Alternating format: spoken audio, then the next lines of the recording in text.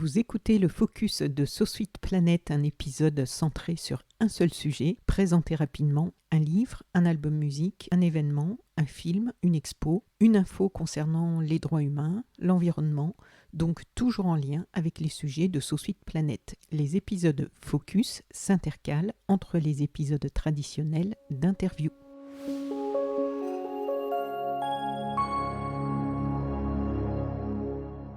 La 4e édition du formidable festival Agir pour le vivant commence ce soir, lundi 21 août, dans la belle ville d'Arles.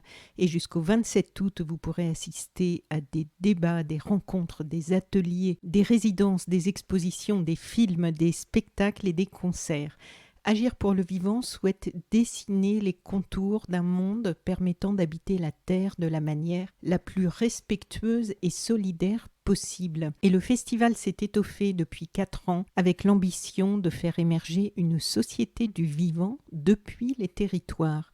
Un programme qui se veut pluriversel de réflexion et d'action entre la France, le Cameroun et la Colombie, qui se décline désormais en 3 rendez-vous annuels pour une cause commune.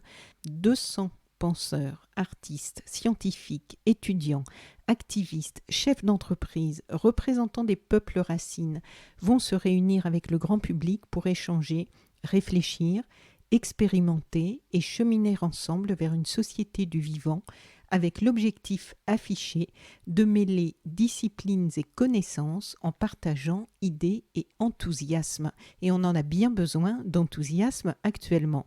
Parmi les personnalités présentes cette année, voici quelques noms.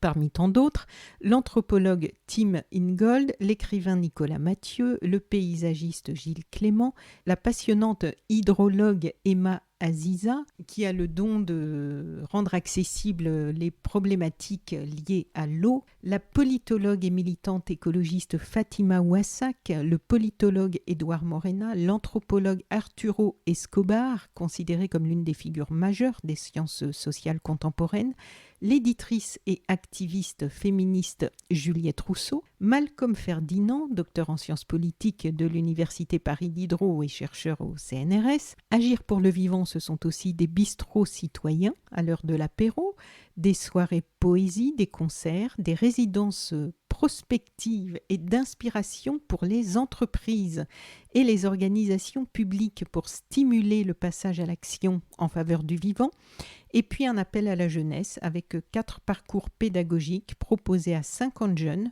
qui auront de 18 à 25 ans par le collectif d'artivistes Le Bruit qui court. Je suis allée assister à l'édition 2021 de ce beau festival. J'y suis restée toute la semaine, tous les jours, de 9h le matin jusqu'à presque minuit, et j'y ai vécu de très beaux moments, riches, enthousiasmants, inspirants, et même si le mot est un peu galvaudé aujourd'hui, là il est franchement approprié. Et j'avais réalisé une interview d'Anne-Sylvie Bameul, qui était alors directrice du département Art, Nature et Société des éditions Actes Sud, membre du directoire du groupe et qui participe à l'organisation du festival.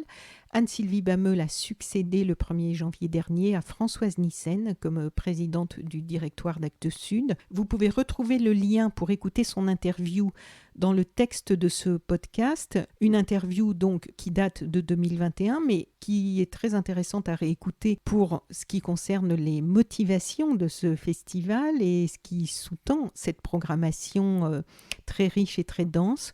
Pour le programme complet du Festival Agir pour le Vivant 2023 et la billetterie, je vous invite à consulter le texte qui accompagne ce podcast. Je vous y mets les liens pour accéder directement au site d'Agir pour le Vivant, à la billetterie, le lien pour visionner les conférences en direct ou en replay.